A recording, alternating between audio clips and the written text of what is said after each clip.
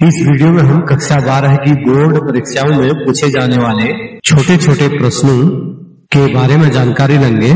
प्रश्न है, एक गोलाकार चालक का व्यास 1 मीटर है, इसकी धारिता कितनी होगी?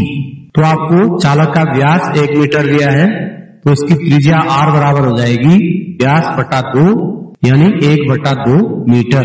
उसके बाद आपने चालक की धारिता ज्ञात करनी है, तो धारिता के लिए सूत्र होता है C बराबर 4πε0 r। 4πε0 का मान होता है 1/9 गुणा 10 की घात 9 और r का मान है 1/2।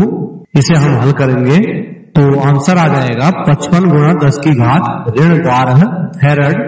अगला प्रश्न है, एक स्थान पर नति कोण 30 अंश है, यदि पृथ्वी के चुंबकीय क्षेत्र का क्षैतिज घटक H हो तो पृथ्वी के चुंबकीय क्षेत्र की तीव्रता ज्ञात कीजिए। तो हम सूत्र लगाएंगे H बराबर B cos थीटा। यहाँ से B बराबर आ जाएगा H बटा cos थीटा, तो यह हो जाएगा H बटा cos 30।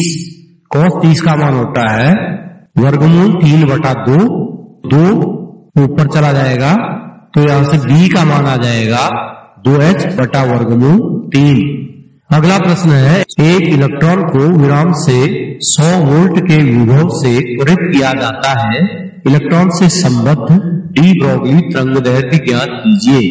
तो डी ब्रोगली तरंगदैर्ध्य के लिए सूत्र होता है लैम्डा बराबर 12.27 बटा वर्गमूल V।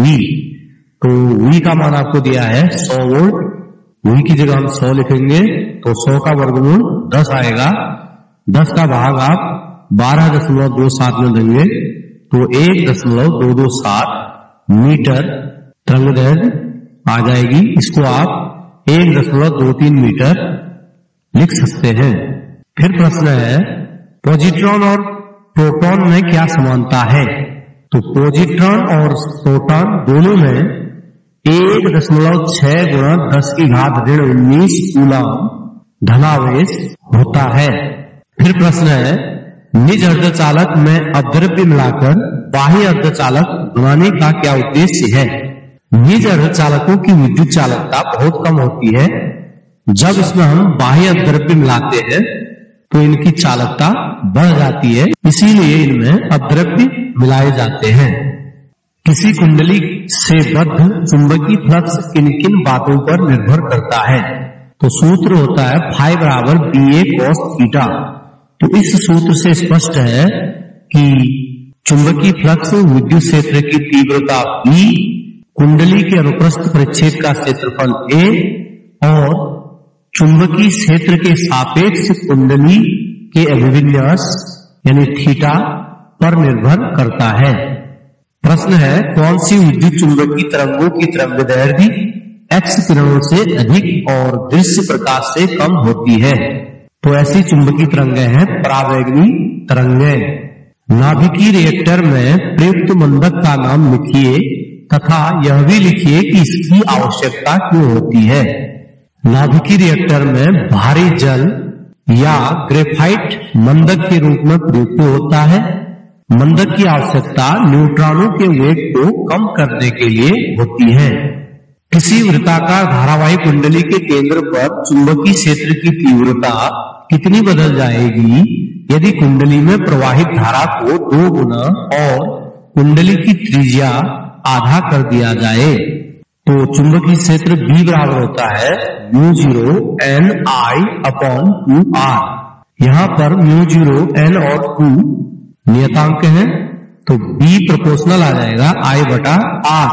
प्रश्न में आपसे कहा गया है I यानी धारा को 2 गुना कर दिया जाए तथा त्रिज्या r को आधा कर दिया जाए, तो I की जगह 2I हो जाएगा और r की जगह r/2 हो जाएगा, 2 ऊपर जाएगा तो 2 गुना 4। तो जो चुंबकीय क्षेत्र है वह 4 गुनी हो जाएगी। प्रश्न है, चित्र में दिखाए गए लॉजिक गेट का नाम लिखिए और इसकी सत्यता सारणी दीजिए। तो यहाँ पर आपको लॉजिक गेट दिया गया है जो कि एंड का लॉजिक गेट है।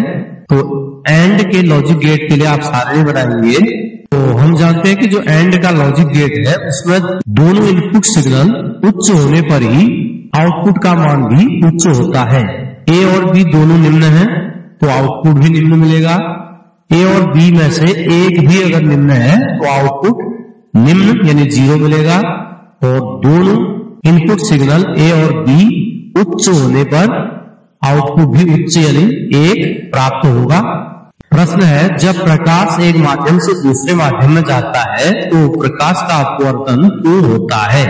तो प्रकाश के एक माध्यम से दूसरे माध्यम में जाने पर उसकी चाल बदल जाती है, इसलिए उसका अपवर्तन होता है।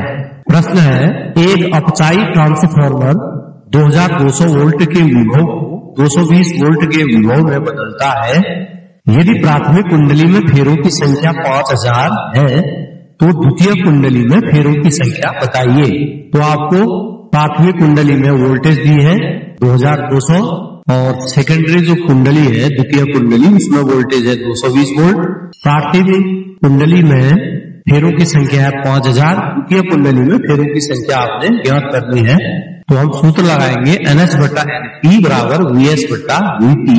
यहां से हम NS यदि निकालें तो NP VS के साथ गुणा हो जाएगा तो NS बराबर आ जाएगा NP into VS upon VP। अब हम दाईं ओर NP की जगह 5000 लिखेंगे, VS की जगह 220, VP की जगह 2200। इसे आप सॉल्व कर लेंगे तो सॉल्व करने पर इसका मान 500 प्राप्त होगा। तो द्वितीय कुंडली में फेरों की संख्या आ जाएगी 500। प्रश्न है, स्थायी कक्षाओं में इलेक्ट्रॉन के कोणीय संवेग के लिए बोहर का क्वांटम प्रतिबंध लिखिए।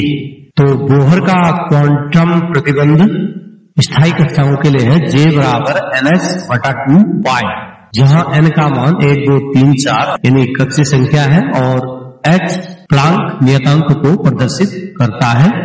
प्रश्न है, जब दो आवेशों के बीच की दूरी आधी कर दी जाए तो दोनों के बीच लगने वाले बल पर क्या प्रभाव पड़ेगा? तो आवेशों के बीच लगने वाले बल का सूत्र होता है F बराबर 1/4πε0 Q1 Q2 upon R square. तो इसमें आपको R का मान आधा करने पर F पर क्या प्रभाव पड़ेगा यह पूछा गया है। यदि आप R की जगह R बटा 2 लिखें तो R बटा 2 का वर्ग हो जाएगा R स्क्वायर बटा 4। तो 4 जो नीचे है यह ऊपर जाएगा, यानी जो बल है वह 4 गुना हो जाएगा।